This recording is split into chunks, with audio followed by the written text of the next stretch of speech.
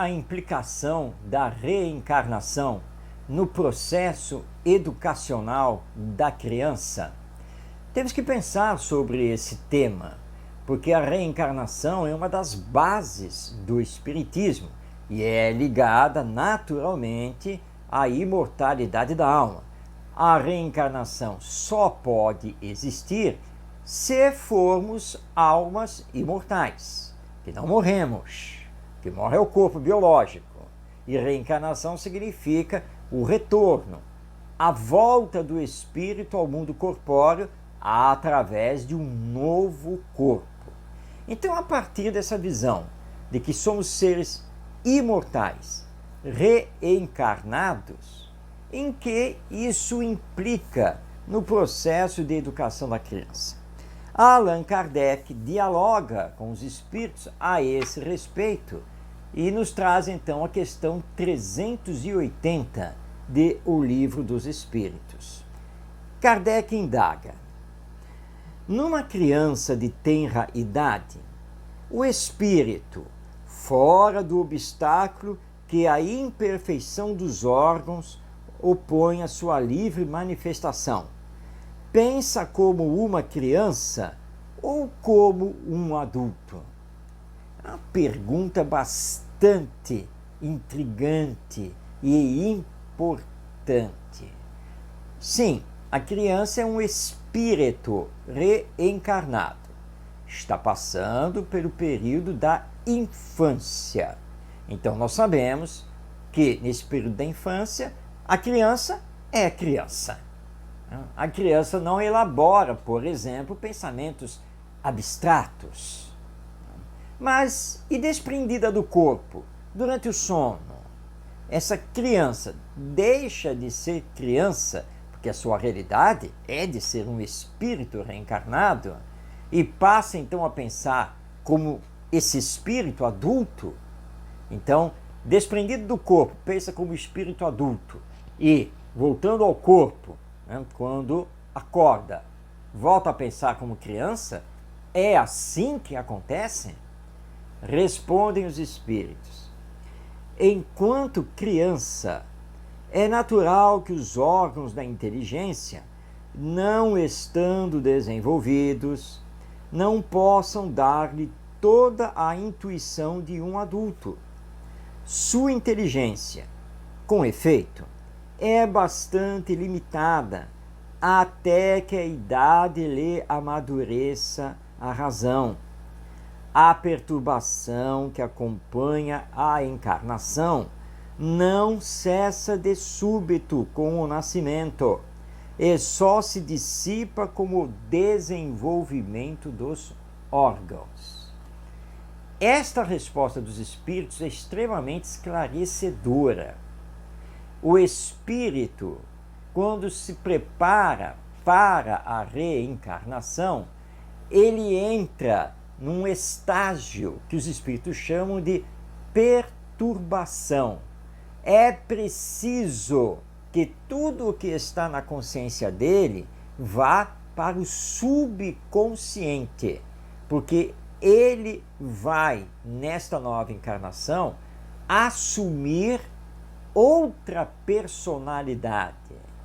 Ele precisa reparar o mal realizado em existências passadas, precisa se desenvolver moralmente, ele tem provas que lhe são necessárias para o seu aperfeiçoamento.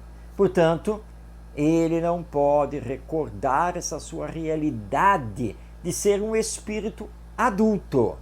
Ele se prepara para ser criança.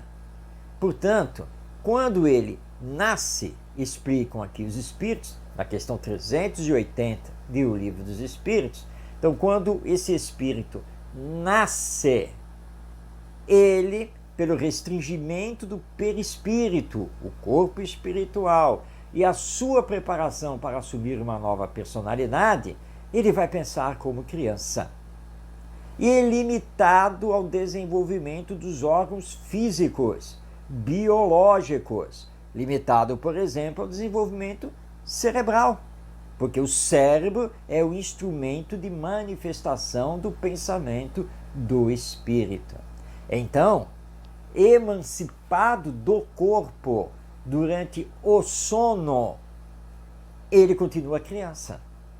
Ele não vai retomar o seu pensamento de espírito adulto. Isso somente vai acontecer na medida em que os seus órgãos corporais se desenvolverem, permitindo que ele se manifeste cada vez melhor, domine esse corpo e se revele tal qual ele é, junto com toda a influência que a educação já está exercendo sobre ele.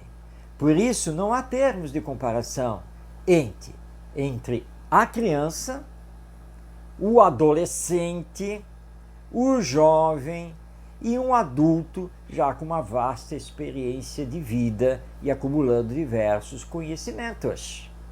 Não é possível exigir da criança de 3 anos de idade que ela faça um raciocínio lógico-matemático. Dificilmente ela conseguirá. Só excepcionalmente ela conseguirá. Mas o adolescente já faz um raciocínio lógico-matemático. Mas um adulto poderá avançar muito mais e fazer raciocínios extremamente profundos, filosóficos, e inclusive ao qual o adolescente, por exemplo, terá uma certa dificuldade de uma compreensão mais ampla. Portanto, o espírito, assumindo a nova personalidade na nova encarnação, passa pelo período da infância como criança, o período da pré-adolescência e da adolescência como adolescente, e o período da juventude como um jovem. É assim que acontece sucessivamente. E a manifestação do espírito nesta encarnação depende do desenvolvimento dos seus órgãos corporais. E precisamos estudar bastante as pesquisas de Jean Piaget e Lev Vygotsky, com as suas teorias, a teoria do desenvolvimento psicogenético e a teoria do desenvolvimento histórico-comportamental ou interacionista, porque elas têm tudo a ver com o espiritismo e, claro, são ampliadas pelo espiritismo, porque nem Piaget nem Vygotsky levaram em consideração a existência da alma, mas estudaram muito bem o desenvolvimento cognitivo a partir do desenvolvimento orgânico do corpo. Só faltou colocar a alma, mas isso o espiritismo faz, ampliando a nossa visão educacional com a realidade do espírito imortal e a reencarnação, com as tendências de caráter que esse espírito está trazendo e também as suas ideias inatas, que vamos trabalhar com ele através da educação para fazer dele um ser humano voltado para o bem, para o amor ao próximo, porque essa é a finalidade maior da educação que o Espiritismo nos apresenta.